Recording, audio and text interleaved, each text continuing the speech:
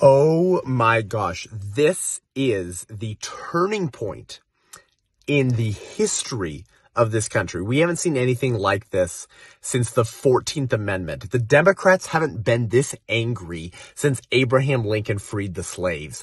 Why? Because abortion is wrong for the same reasons that slavery is wrong. In each circumstance, the government, primarily the Democrat Party, denied personhood to an entire class of human beings while dehumanizing them in order to justify their mistreatment and slaughter. And now the KKK, Planned Parenthood lynches more unarmed black lives in the womb every 2 weeks than the KKK lynched in a century. And now, through a unbelievable leak of a Supreme Court clerk who needs to be thrown in jail for life and have the keys thrown away, it looks like the Supreme Court justices are poised to overturn Roe versus Wade. And if you listen to the Dobbs versus Jackson Women's Health hearings last year, you would have come away with the same conclusion that the justices seem to be leaning towards overturning Roe by allowing the Mississippi 15-week abortion ban, the Gestational Age Act, to stand,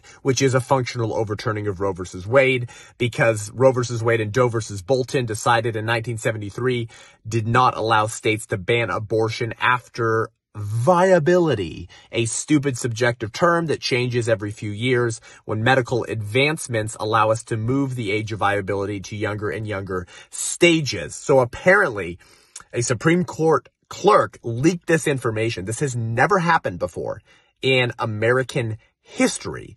And so we have a first draft, apparently, of the justices' arguments or the justices' write-up on the Dobbs versus Jackson Women's Health Organization, and they seem to be indicating that they will be overturning Roe versus Wade. This is incredible news. This is what we mean when we said that we are the pro-life generation. We're not going to kick the can down the road anymore for other people to deal with the issue of abortion. You know, Martin Luther King Jr., months before his death, said that America may have many, many days, but they will be full of trouble until the nation comes to terms with our problem. There will be no peace, there will be no tranquility in this country until the nation comes to terms with our problem. Slavery, right? Because there can't be peace. There can't be a coherent moral order. You can't maintain liberty and natural rights and all of the foundational principles that this country was built upon when an entire class of human beings are being excluded from the promises of the Declaration of Independence.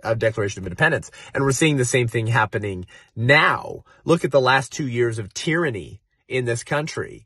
Most of the issues we're facing right now go back to our failure to protect the unborn child, because there can't be peace. We can't have these things when you slaughter 1 million babies a year in the womb through legalized abortion and call it reproductive health care and reproductive justice. Within minutes of this Politico article being dropped through their special contact Supreme Court clerk whose name needs to be identified and released, within minutes of this Politico article dropping, exposing that the Supreme Court seems poised to overturn Roe versus Wade, you had barricades set up in front of the Supreme Court within freaking minutes. Proof of what I've been telling you for years, certainly since the summer of 2020, which is that if Roe v. Wade gets overturned, okay, you're going to see riots and uprisings that will make the summer of 2020 look mostly peaceful. Because abortion is the sacrament of secular progressivism. It's the sacred cow. It's their identity, because they put their identity in sexual pleasure, in orgasms without responsibility, right? Damn children can't have those being conceived when I put on the condom, I took the birth control. I deserve orgasms without responsibility. That has become the identity of leftism. So abortions become the sacrament of secular progressivism. Because Christ says, I must die so you can live, but abortion says, baby, you must die so I can live. It's the sacrifice of children on our pursuit of eternal life and pursuit of happiness. Not ironically, slavery was justified the same way. The slave had to be killed or mistreated so that the white plantation owner could enjoy his pursuit of happiness. And in each circumstance, the victim class was labeled as a non-person. Yes, this is, wake up. History repeats itself. But in each case, nobody thinks they're the bigot, right? The plantation owner didn't think he was a bigot, and the pro-choicer doesn't think he's a bigot, but in each case, they both are.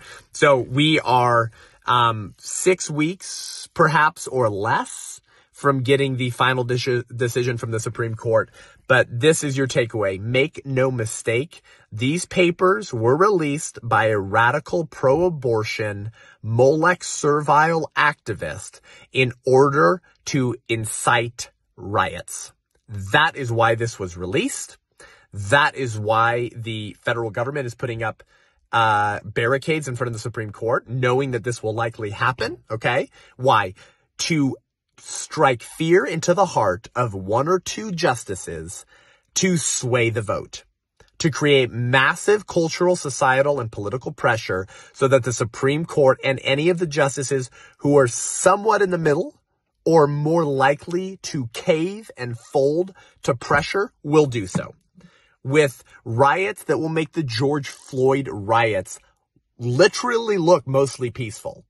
What's happening right now is unprecedented in our country because of what abortion represents to the religion of secular progressivism. We're tearing down the high places, brothers and sisters.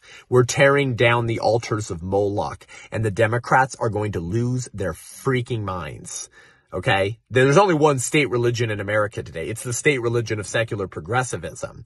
And now, perhaps, as segments of the church start to wake up, and the culture, which has a semi-functioning moral compass, begins to contend for life, okay, they're going to lose their mind.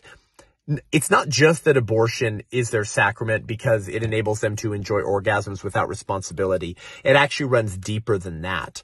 If they can invert the right to life and convince broad swaths of the American public that the right to life of 65 million unborn babies lynched in the womb since 1973 is a fiction and a fantasy, that they didn't really have a right to life, that being human is not enough to ground your natural rights, then there's nothing else they can't pull off. There's nothing else they can't invert. When I say, if you don't get the right to life right, you won't get any other rights right, the left has an antonym for that. They believe that if we can get the right to life wrong and invert it, there's nothing else we can't invert. And if you can keep the Christians silent and the culture in support of inverting the right to life, there's nothing else you can't inculcate them to believe, to propagandize them to believe, or remain silent on. But we're taking the steering wheel out of the hands of the drivers and putting godly men and women back into place. Bonhoeffer once said that if I watch a madman drive a bus into a crowd of innocent bystanders, I can't, as a Christian, simply wait for the catastrophe to happen, then comfort the wounded and bury the dead. I must try to wrestle the steering wheel out of the hands of the driver. That's what we're doing. We have had madmen who have been running pell-mell, drunk driving over the bodies of 65 million unborn children while we stood on the sidelines and said, we're not political. We just preach the gospel. You got Tim Keller literally 4 days ago saying, the Bible doesn't tell us how to vote. You should maintain unity with pro-abortion Christians in your church who vote for Democrats who lynch your neighbors in the womb, because the Bible doesn't tell us the best way to decrease abortions. So if Democrats who have been running on sanctioning and funding abortion through point of birth, if they tell you they want to decrease it, who are we to judge between the GOP Republican Party platform and the Democrat Party platform? Well, if Roe v. Wade gets overturned, it will only be because of Trump's 3 Supreme Court justice appointments and all of the woke pastors and apolitical and neither left nor right Christian pastors and leaders who refused to vote for Trump or condemned you and made you feel shameful for doing so will need to eat their own words as we overturn the most wicked decision perpetration of the greatest genocide in human history, while the pastors cared too much about the tithing of the registered Democrats in their church to put aside what the culture thought about them to tear down the high places of Moloch.